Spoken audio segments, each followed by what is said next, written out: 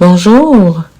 J'imagine qu'il existe plusieurs ressources qui peuvent nous aider à naviguer à travers tout ça. Quelles sont ces ressources? Effectivement, Marisa, il existe plusieurs ressources qui viennent en aide aux victimes afin de travailler toutes les problématiques liées à l'agression sexuelle. Et ces ressources-là vont aider aussi les victimes à naviguer à travers les différents recours que je vais présenter plus tard.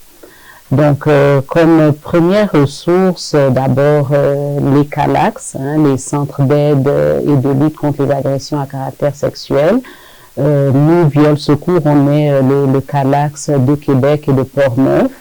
Donc, les services des CALAX, comme à Viol Secours, sont gratuits et confidentiels pour les femmes, les adolescentes et les personnes non binaires de la région qui désirent discuter et travailler les conséquences des agressions sexuelles vécues.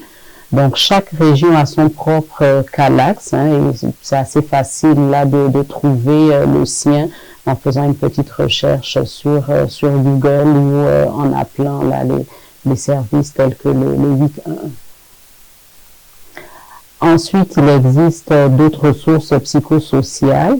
Elles vont s'afficher à l'écran. Vous pouvez voir les coordonnées de quelques ressources que l'on vous recommande, comme Info Aide Violence Sexuelle, qui est une ligne téléphonique 24/7. Ensuite, donc c'est une ligne d'information et de soutien, de référence. On a aussi le CAVAC. Le CAVAC c'est le centre d'aide aux victimes d'actes criminels. Au CAVAC, on fait de la relation d'aide avec toutes les victimes d'actes criminels, peu importe la nature du crime. Donc, en plus du CAVAC, on peut ajouter le CLSC de votre région, qui peut aider là aussi à avoir des services, à nous orienter vers les bonnes ressources. Et finalement, le Centre de prévention du suicide, qui est une ligne d'écoute téléphonique pour toutes les personnes qui pourraient avoir des idées suicidaires. Donc, encore une fois, les numéros s'affichent à l'écran et ces ressources sont là pour toutes les victimes. Elles sont gratuites, confidentielles et il ne faut surtout pas hésiter à les utiliser au besoin. Il est possible de communiquer avec les services par l'entremise d'un interprète. Vous voyez à l'écran les coordonnées du Service régional d'interprétariat du Québec, SRIEC, ou les services d'interprétation visuelle et tactile, CIVET, en langue des signes québécoise ou en langue des signes tactile. C'est gratuit et c'est confidentiel pour les personnes sourdes. Et pour terminer, suite à une agression sexuelle, quels sont les recours qui sont possibles? Par exemple, plainte à la police, de l'aide, aller en cours. Qu'est-ce qu'on peut faire? Donc, en fait, il existe plusieurs voies. Tout dépend de ce dont la victime a besoin et de ce qu'elle recherche. Chaque victime peut prendre un recours différent et il n'y a pas de bonne réponse. D'abord, le recours le plus connu, c'est le processus judiciaire. Cependant, c'est seulement 5% des victimes qui empruntent ce recours-là, donc qui vont porter plainte. Il faut savoir aussi que c'est un processus qui peut être long, qui peut s'étendre jusqu'à plusieurs mois, plusieurs années. Cependant, il n'y a pas de délai de prescription. Ça veut dire que peu importe depuis quand l'agression est survenue, il n'est jamais trop tard pour porter plainte. De plus, la victime n'a pas à engager d'avocate pour être défendue. C'est lui, la procureure de la couronne, qui va la représenter gratuitement. Mais pour avoir un verdict de culpabilité de l'agresseur, il faut que sa culpabilité soit démontrée hors de tout doute raisonnable, hein, ce qui peut être une tâche ardue. Sinon, pour celles qui souhaitent porter plainte, il y a 3 façons de le faire. Elles peuvent composer le 911, donc aller directement au poste de police proche de chez elles pour déposer leur plainte. Elles peuvent aussi prendre rendez-vous avec Viol Secours, donc une intervenante de Viol Secours pourra les accompagner soit au poste de police ou alors dans les bureaux de Viol Secours. Ça peut être un processus quand même intimidant, le fait de porter plainte. Donc, les femmes apprécient bien là de pouvoir déposer leur plainte accompagnées d'une intervenante dans nos bureaux.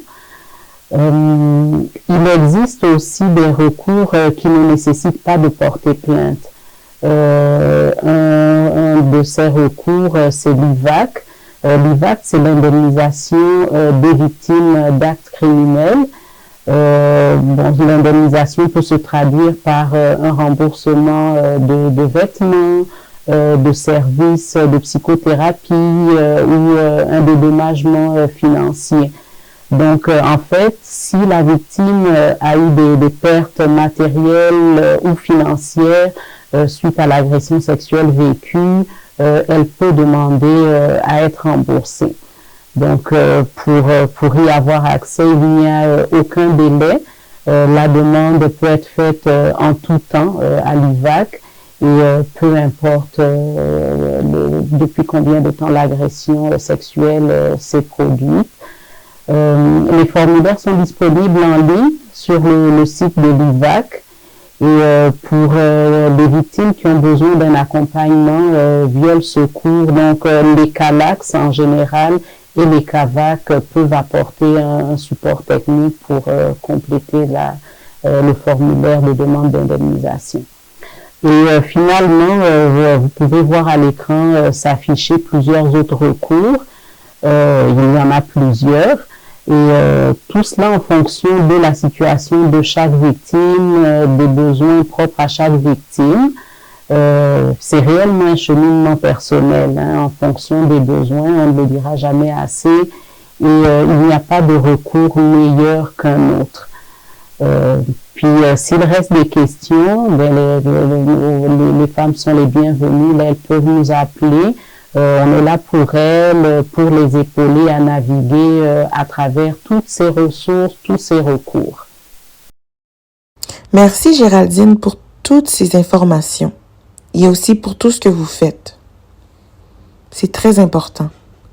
J'espère que ces informations vous auront été utiles et n'hésitez pas à contacter Viol Secours pour toute information supplémentaire. Merci. Merci beaucoup à toi, Marisa, pour ce beau projet et pour ton écoute. Donc, vous voyez à l'écran s'afficher les coordonnées de Viol Secours et les différentes ressources. N'hésitez pas à faire appel à nos services. Merci. Merci.